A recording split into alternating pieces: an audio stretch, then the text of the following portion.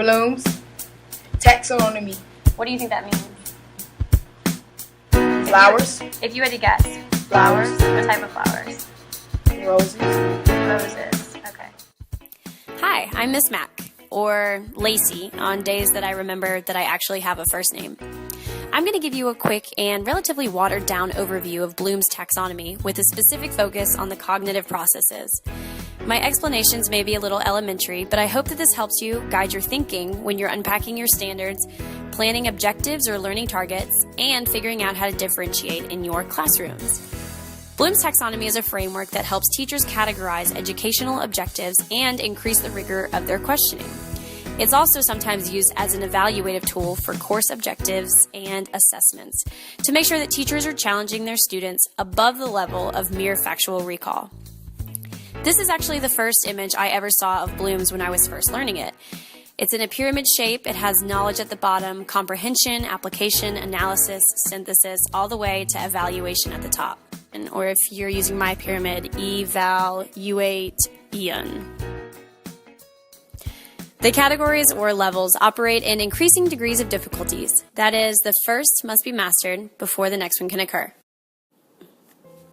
This is a picture of the revised version of Bloom's taxonomy. Or maybe I should say that this is a picture of my version of the revised version of Bloom's taxonomy.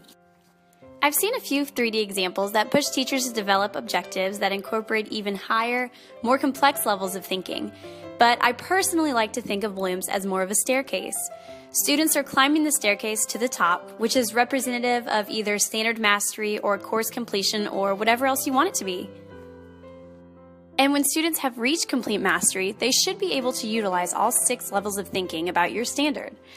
Each stair could be another objective that altogether helps satisfy your overall standard. Seeing the steps actually gives my students a more tangible picture of how we're growing every day.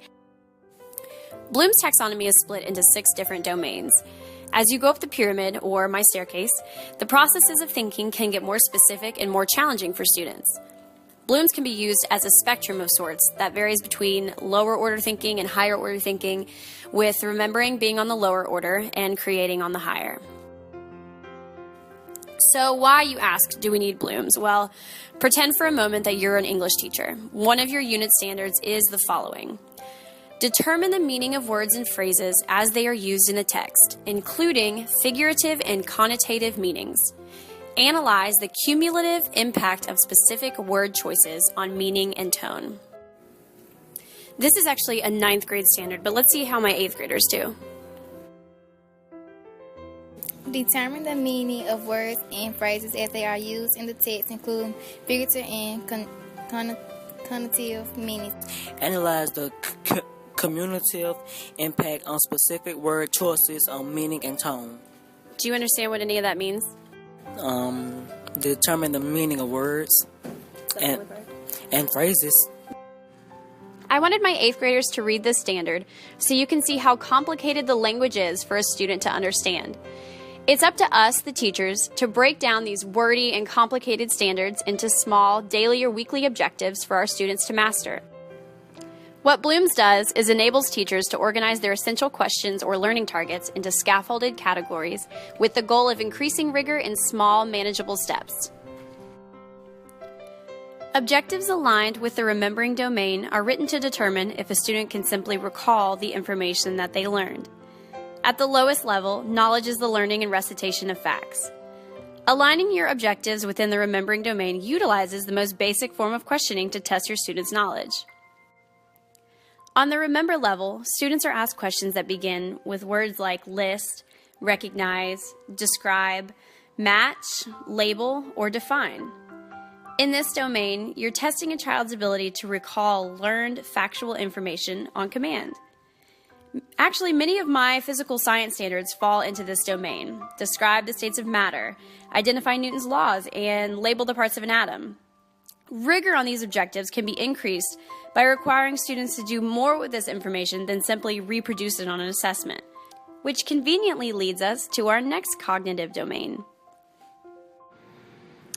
The next level of Bloom's asks for students to take their ability to recall factual information to the next level, to prove their understanding by building some kind of relationship between learned facts to construct meaning. What you, the teacher, should be looking for is a child's ability to explain or demonstrate their understanding of the concepts using their own words or actions. In this level of Bloom's, students are asked questions that ask them to do things like interpret, summarize, infer, compare, explain, or classify. In the application stage, students are asked to actually use their acquired knowledge to solve problems in a different way, relying on their own instincts to make decisions. When students are tested on their ability to apply knowledge, they will be asked questions that begin with words like use, execute, implement, show, or exhibit. In this stage, teachers are trying to determine if their students can carry out a procedure by using their previously acquired knowledge about a subject. The analysis level asks students to deconstruct information into smaller pieces, allowing them to make inferences about the information that they are learning. As a teacher, you are testing a student's ability to determine how parts come together to form a whole. Analytical questions begin with words like analyze, dissect, infer, diagram, or examine. This is my favorite domain to use in my science class because my students are able to really showcase their knowledge and begin to demonstrate higher order thinking. Evaluation tests the student's ability to justify a stand or decision. Can your student appraise or critique something on the basis of specific standards or criteria? To test this, questions can begin with words like test, judge, reflect, predict, or justify. And finally, we have creation. The creation domain asks students to combine information in a whole new way to propose alternative solutions or to create a new product or new point of view.